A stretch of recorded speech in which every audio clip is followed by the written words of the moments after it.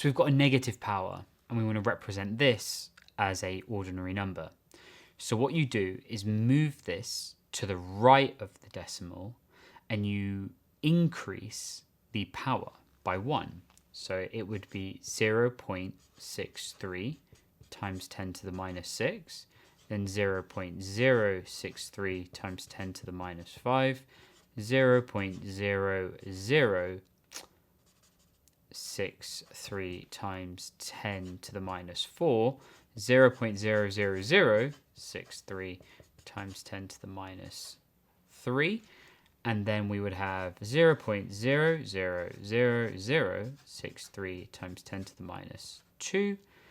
Now we'd have 0.0000063 times 10 to the minus 1.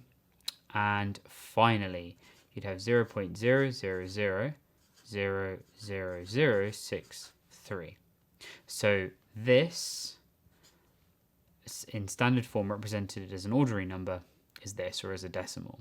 You obviously don't need to do these steps every single time, but this is an introduction video, so this illustrates what is happening to the number as you increase the power.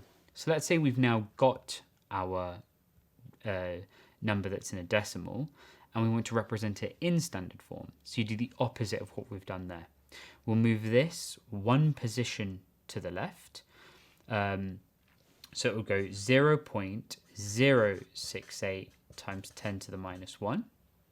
Then you move it again, 0.68 times 10 to the minus 2. And then we do it one more time, 6.8 times 10 to the minus 3. You know it's in standard form because the number here has to be between 1 and 9.999999. It cannot be 10, but it can be inclusive of 1. And there we go, we're done.